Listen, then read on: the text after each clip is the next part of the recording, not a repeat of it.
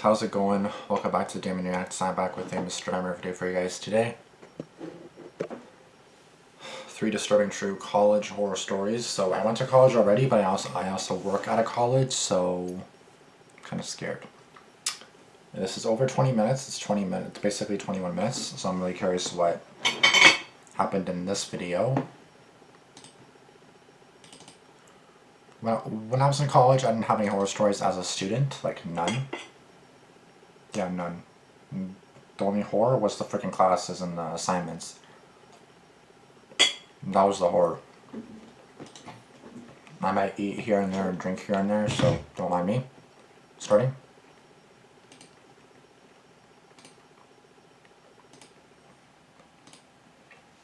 So yeah, this came out 10 hours ago at the time I'm filming this, but again, it's pre-recorded, so it's probably been about a few days now since this came out, but at the time I'm recording this, did I start? I did, right? It wasn't showing up. There it is. 25, okay, we're good. Yeah, let me know if you guys go to college or if you guys went to college or university, things like that. The school itself is already like a horror story, so these are disturbing horror stories. So, I don't know, man, let's go. The topic of today's video is college horror stories. Whether they take place on campus or in a social setting such as college bars or parties. A big part of a person's college years will be the social aspect. Your social life may drastically improve from high school to college. However, many people don't realize the importance of smelling good while networking. People heavily judge you based on your scents, and smelling bad is a guaranteed way to make people not want to associate with you.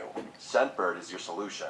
It's a monthly subscription service that allows you to pick products every day. Real love explains what actually as you get new style. The quiz takes... I mean, not gonna lie, that was pretty smooth though. I was kind of wondering why he's mentioning smell, but okay, that's why. Less than a use night, your first... Let's go. My name is Chuck. I graduated from the University of California, Berkeley in 2016. My college experience was perfect. I was part of a frat, I managed my studies well, and spent just the right amount of time chasing girls. I'm actually still friends with a lot of my old frat brothers, and I recently got engaged to my fiancée Rosie, whom I also met at Berkeley.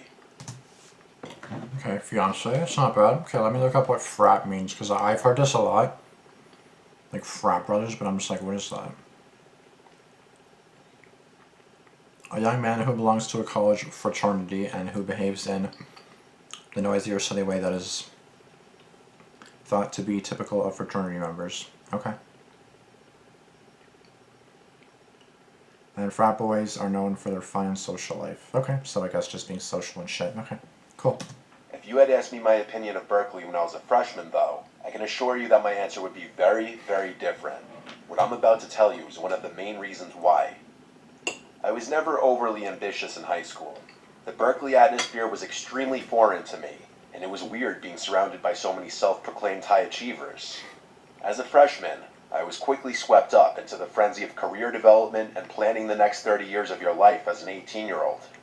Silly, I know, but that was the nature of my school at the time. If you wanted to get any sort of offer in the business world, having a strong LinkedIn profile was a necessity. I can still remember the stress of cultivating a professional image online, as if my future hinged on which people I connected with and what skills I listed. Regardless, I checked all the boxes and began my search for a summer internship. It wasn't long before my inbox chimed with an actual meaningful message. To my genuine surprise, a prestigious business firm had reached out to me, expressing interest in my profile.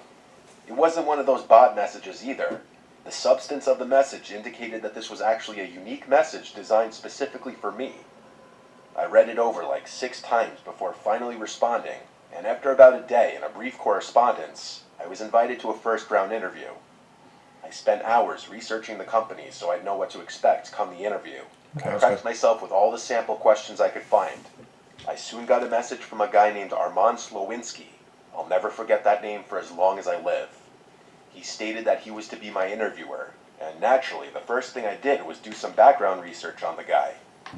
However, excitement soon gave way to puzzlement. I scoured LinkedIn for Armand's profile, expecting to glean some insight into the person I'd soon be meeting. Strangely, I found nothing. no trace of their professional footprint, no social media, nothing. I shrugged it off, attributing it to perhaps a preference for privacy or something like that. Armand and I agreed on a day and time, and he gave me the interview location. I searched it up on my phone and realized that it was some random coffee shop in Oakland. This is when I started getting confused. Why would an interview not take place in Berkeley? We had tons of coffee shops and perfect places for interviews in our college town, so I was just perplexed. The address online seemed pretty normal though, so I didn't think much of it. A day before the interview, I told my friend Riley about the situation. He was even more confused than I was, telling me that the situation seemed fishy. I agreed with him, but I figured it was worth it for the position I might be getting. He asked me how I was getting there, and I told him I was Ubering. He offered to give me a ride, as he wasn't doing anything at the time. I thanked him and took him up on his offer. Little did I know, I might not even be telling this story if he hadn't offered to drive me. It was 4 in the afternoon the next day, and Riley rolled up to my dorm. Admittedly, I was extremely nervous, and this was one of my first interviews. I got in the car, and we were off. I despise interviews so much, guys. Like, I hate interviews with a passion.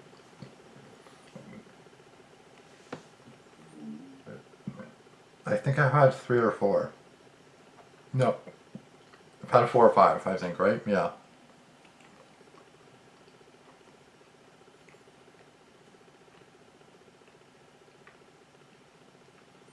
4 at least.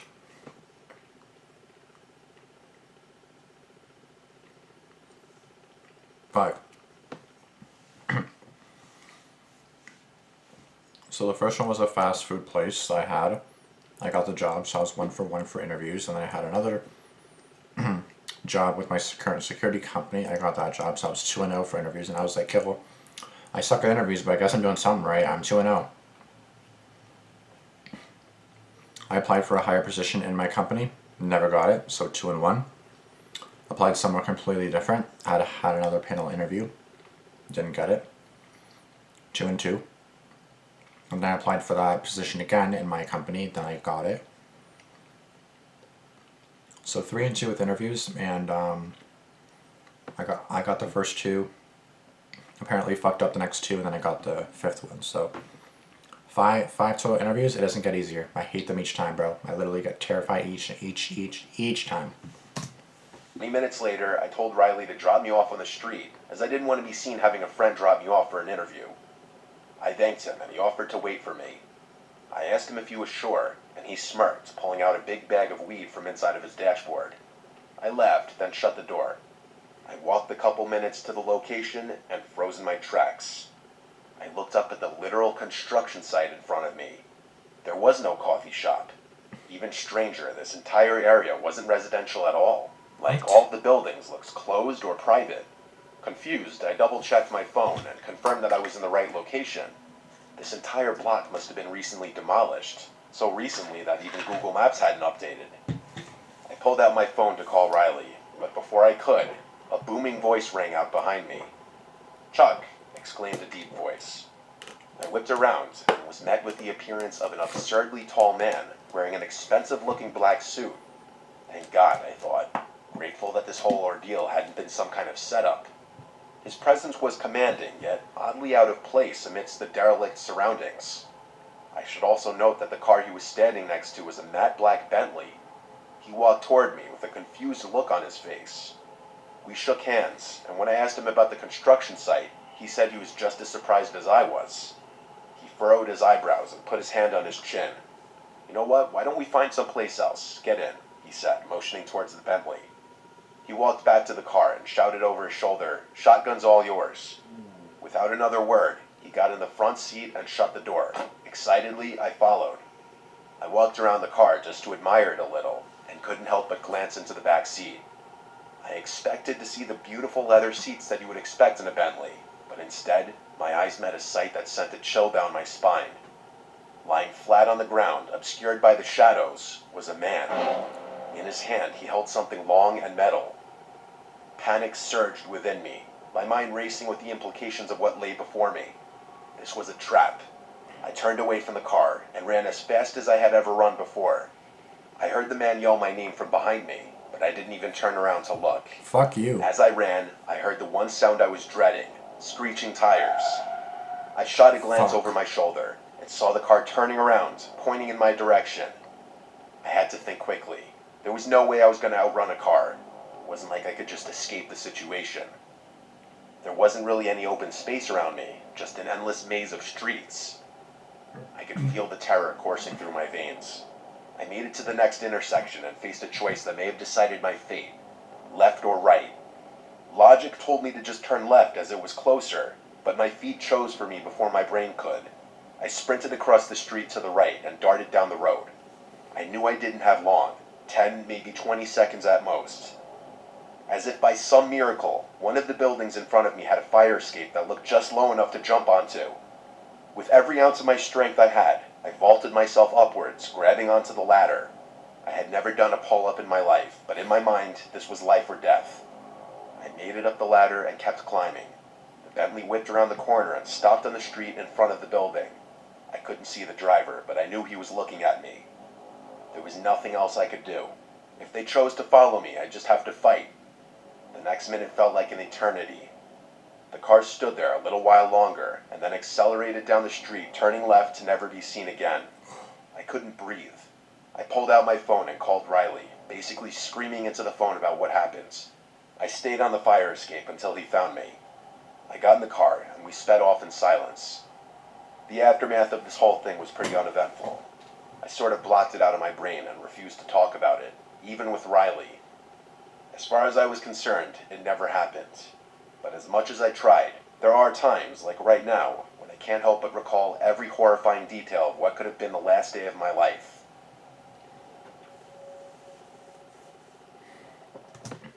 So that was like legit. That was a 9-minute story or like 8-minute story. Jeez. Holy fuck though. Like imagine having an interview and then you have to like literally run for your life, bro. Like holy fuck. Like, is there no shops he could have like? I know that whole area was a construction area, which of course that's so terrifying, bro.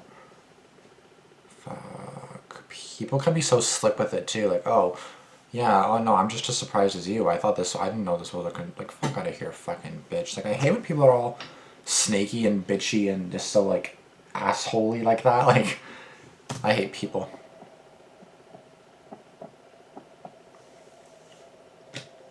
This is a fresh story happening pretty recently. My family and I were driving to college to help me move in, as I'm currently a first-year student. Once we arrived, I found out that I would be living in a Jack and Jill, which means you and another room share the same bathroom. So essentially, I'd be living with 3 other guys. I already knew one of them in the other room. We met at orientation and got to know each other. His roommate doesn't matter for this story, though. It's my roommate, Demora, who I'm going to talk about. Demora? Roommate doesn't matter for this story, though. It's my roommate, Demora, who I'm going to talk about. Okay. I got his socials beforehand, and we exchanged information. Prior to moving in, I tried talking to him on Instagram to get to know him better, but his replies seemed dry.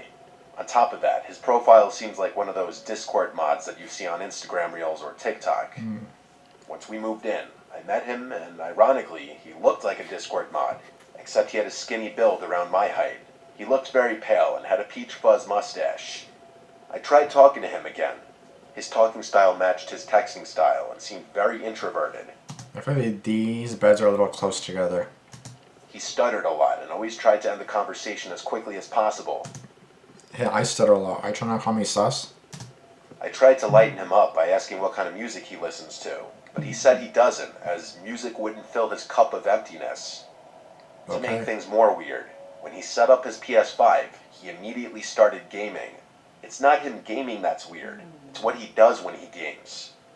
Demora makes these weird grunting noises, violently shakes his body, and laughs when he spams the controller. And he puts his feet in his desk cabinet, occasionally grabbing his feet and pulling them towards his body during his shakes as well. He whispers to himself as he plays by himself or with his online friends, and he usually repeats what he whispered twice in a gigglish manner. He stays in the room 24/7 and almost never does homework. His movements alone freak me out as I'm trying to sleep. But there's more to this story. Sometime around the first week, I went out with some friends that I met in my dorm building, and I came back pretty late to my dorm, around 1 a.m. Demora looked asleep in his bed, so I nudged it off.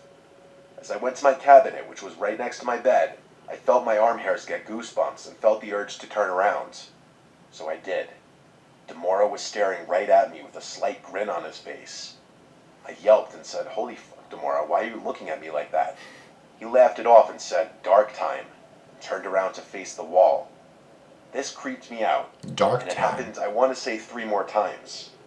I tried to move out, but my college said they didn't have any dorms open, so I tried to move into the other room, but one of the other roommates didn't want to leave as well.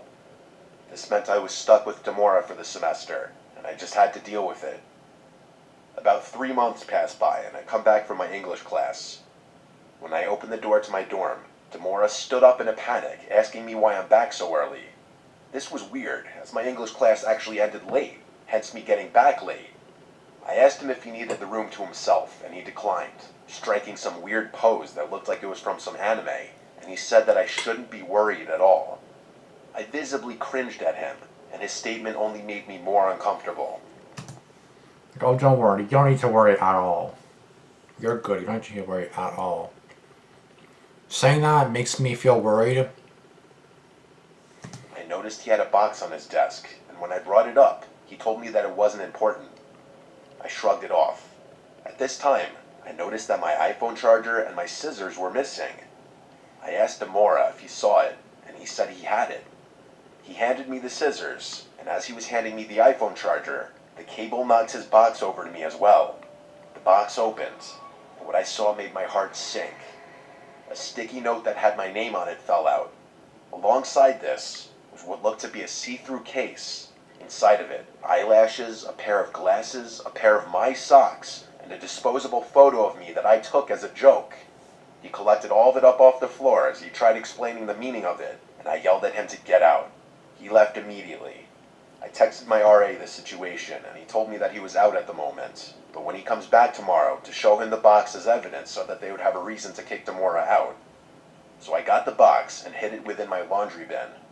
I felt really rattled, and the sight of my roommate disgusted me. However, in an hour, he came back. I just told him to stay on his side and not to talk to me. After that, no words were spoken. I tried to stay awake. Wait, so your eyebrows, his socks, and then what? What the hell was he doing with all that? Out of fear that he might try to find the box. But after it being a long day, I fell asleep around 2 a.m. When I woke up, I saw Demora was gone, and it felt good seeing him out of the room for once. But then I remembered the box. I went to my laundry bin, and it was gone. I panicked, and not long after, my RA was knocking on the door. Of course. I let him in and told him the story. While he did believe me, he said he can't do anything without that box, otherwise he'd just be going off my word alone, which isn't much. Yeah. I felt like I was losing my mind. The RA left, and about 5 hours later, Demora came back. I asked him what he did with the box. He played dumb and said, "What box? I don't know what you're talking about." I pressured him to stop playing dumb, but Demora kept denying it. I couldn't stand, look, nor be in the same room with him anymore. It's now second semester, and yes, I'm still dorming with Demora, unfortunately. He did let me know that he will never do it again, and that if he does, he'll let me know and we'll move out immediately. I took his word, and we're still dorming as of today. However, I stay out of the room as much as I can. He still creeps me out. The worst part is that I can't sleep sometimes, nor focus during the day, as I keep thinking of what was in the box. Why did he steal my photo? Why did he steal my socks? What were the glasses for? Where the The glasses part are. that leaves me scared each time is what those eyelashes were doing there. Perhaps weirdest of all was he labeled the box with my name.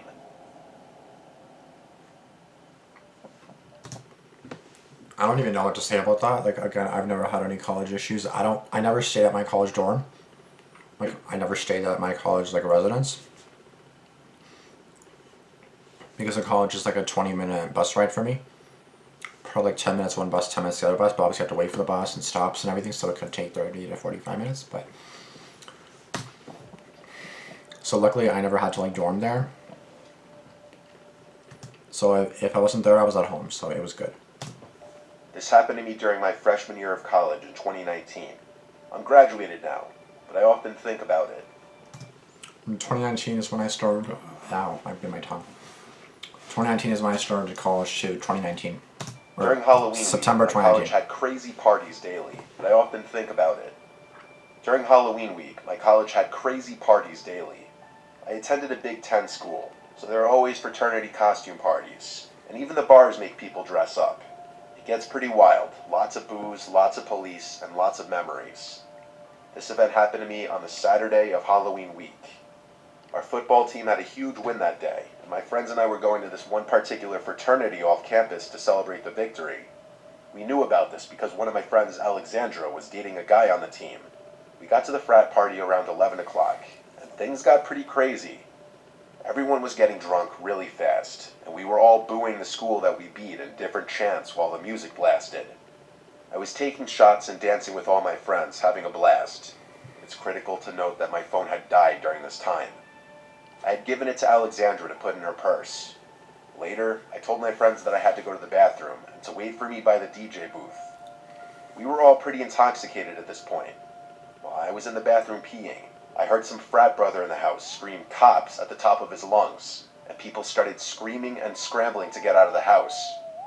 I sprinted out of the frat house and was greeted by multiple cop cars and lights flashing. People were sprinting in different directions. Some cops were already talking to the frat brothers, while others were trying to catch underage people. In my intoxicated state, I realized I didn't have my phone. I started yelling out for my friends while avoiding the cops. Realizing I wasn't going to be able to find them in the crowd, I decided to start making my way home, even though I wasn't entirely sure how to get home. This frat house was pretty far off campus and a different part from other frats. I started making my trek home, and it was absolutely freezing. Even though it was only October, it was like 37 degrees that night.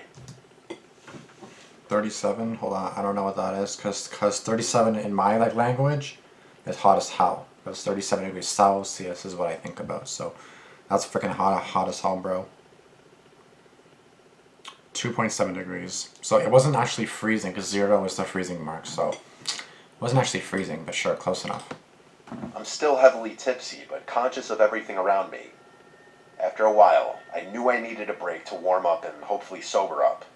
I saw a building that looked like one of the academic buildings I'd heard about, so I approached it, opened the door, and stepped inside. It was pretty dark in there, but a few exit signs at different door entrances illuminated a decent portion of the inside. After 5 minutes, I started to sober up a little bit and realized I wasn't in an academic building. I was in a warehouse. I was much warmer, but I became nervous about the eerie feeling around me. I went to open the door, and a pit sank in my stomach.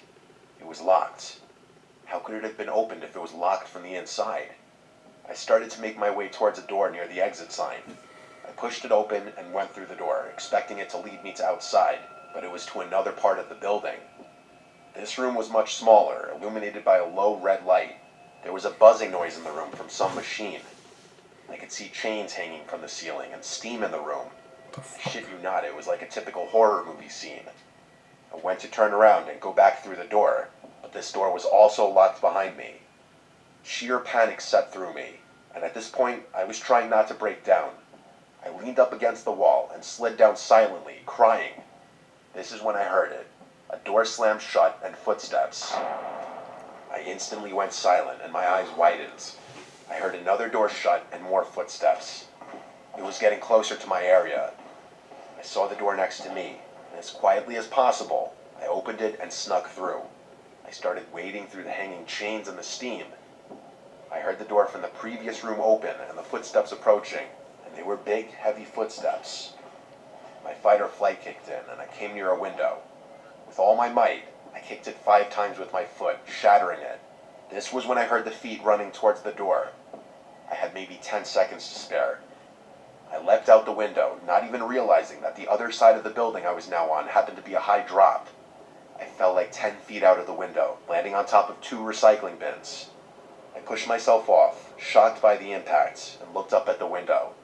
It was shattered, and there was no one in the window frame. I dashed underneath some pine trees a few feet away, hiding myself in the shadows. Were you injured, or? When I looked back up, that's when I saw a figure looking out the window, looking in all directions for me. My whole body went numb in fear. As quietly as I could, I snuck across the street and ran. I ran for my life as fast as I could, for I didn't know how long until I recognized the side of campus my dorm was on. I got back to my dorm, and my friends were waiting for me outside, panicked and freaking out. They told me I had been gone for almost 4 hours. The following day, I told them of my experience. My friends' mouths hung open as they listened to me talk.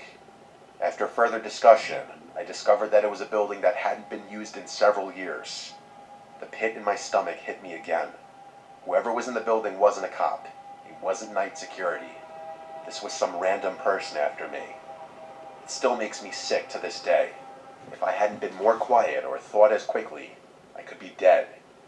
Even though I tried to find out information, nothing came up. It still remains the scariest thing that's ever happened to me. Well, luckily I've never had any horror stories like this. I hope you guys never had any horror stories like this either. But fuck, man, that's honestly terrifying. Oh my god. Fuck. Okay.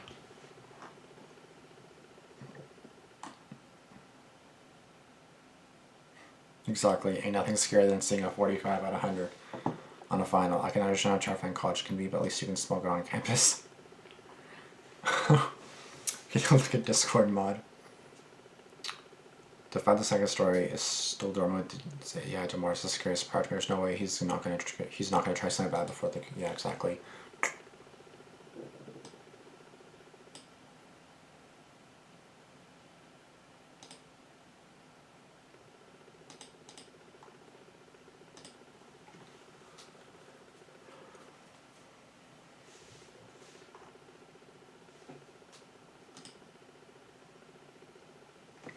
Honestly, I don't even know what to say to this. I'm just kind of like, again, I'm tired as always, but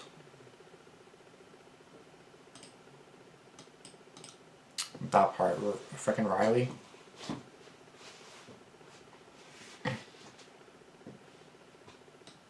Just a security guard. It could have been a security guard, but I feel like it wasn't, to be honest. I don't know. Yeah, college is a horror story by itself. Exactly. I've already Mr. Namaris uploaded.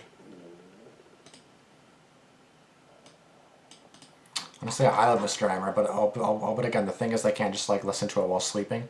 I can, but like if I listen to it live, like I have to watch it for you guys, right? I have to react to it, so I can't just play it and sleep to it because I could probably fall asleep to it easily. To be quite honest with you guys.